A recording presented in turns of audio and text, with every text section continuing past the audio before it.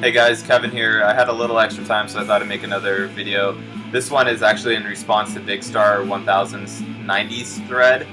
That was a tongue twister for me, and just as hard as it was to say, this video was actually pretty hard for me to make because I realized after going through my collection, I don't really have too many vinyls from the 90s. I just have what I consider the essentials, my favorite albums from the 90s. So I'm going to go ahead and cheat and do my 5 favorite albums from the 90s, what I believe are the best from that decade. And I mean, there's a lot out there that are just phenomenal records, but these are the ones that I hold dearest to me. So anyways, I'm going to go ahead and show you what I'm spinning right now. I'm going to stick with what I was talking about in my last video, Music Hibernation, where I listen to exclusively just albums from this year, but nonetheless this band kind of fits the mold of this thread. This is Yuck.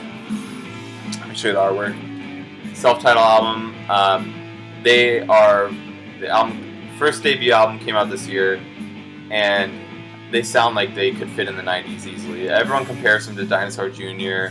I think they have a little bit of My Bloody Valentine here and there, not too much, and maybe some Pavement, but there's definitely some songs like The Wall and Rubber that are, full of fuzz and reverb, and then there's songs like Suck and Sunday, and that are very melodic and kind of different. So it's definitely a fun album. I latched onto it when I heard about all the buzzes generating around it, so I was like, I might as well check it out, and it has been with me since the beginning of the year, since it first came out. I have not stopped listening to it. It's in the running for one of my favorite albums of the year, and it's just a fun record. So if you haven't heard it, it's Yuck. Once again, go ahead and check it out. So that kind of fits the mold of this thread that we're doing, being that it's the 90s. But anyways, let's jump into what I picked for my top 5 albums. I'm going to go ahead and start off with Wilco-Summerteeth. I mean, we all know about Wilco. They released an album this year, The Whole Love. This came out in 1999. This is their one right after Being There, and the one right before Yankee Hotel Foxtrot, which is the one that kind of made their landmark album. This is where Jeff Tweedy and the gang kind of stopped being so country, so alt-country, and got a little more into Americana, which they always were, but a little more pop. Definitely more sun-drenched, so it kind of fits the mold of the title Summerteeth, where it's a summer album. You just want to go outside and be in the sun and drive down to the beach and just put this record on for a good time. So one of my favorite albums from one of my favorite bands. It's probably my second favorite Wilco album behind Yankee Hotel Foxtrot. So that's definitely an essential for me to have from the 90s. Another one, there's not much to say of this band. I mean, I can't even begin to describe how influential they were in the 90s with OK Computer. But this is my favorite one from the 90s, would be The Bends. Not too fond of this artwork. I think it's kind of cheesy, to be honest with you, but I mean, with hits like Fake Plastic Trees and obviously My Iron Lung, this album is essential from my viewpoint of a Radiohead catalog.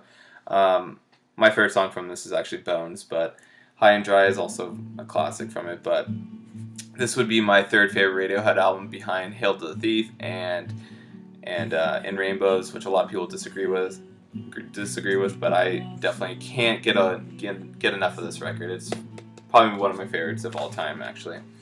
Anyways, let's jump into another band. This band had Niall Goodrich from Radiohead, the producer of most Radiohead albums, produced this last album that they made. This came out in 1999 as well, and I picked it up after seeing them at Coachella, their first reunion date, I believe, in the United States. I had liked them, in the past, but I had listened to just Wowie Zowie and Slanted and Enchanted, but I hadn't heard this album, so I picked it up. It was rather cheap, and I fell in love with it. It's in my top 5 of all time, and that would be Terror Twilight by Pavement. It's a little more focus in what most people are used to in early Pavement albums, which I'm definitely okay with. Major Leagues and Billy are probably my 2 favorite songs of all time. I mean, they're just phenomenal. So if you haven't heard this side of Pavement, check it out. I wish I'd get back together and record an album instead of just touring, but that's an essential. You got to have that if you're a fan of the 90s music. Another one, we all know this by now, so I'm not going to say much, but we got Pearl Jam's 10. I got this rather cheap, actually. I got it for $10, so it goes for about 20. So I was really excited when I got this.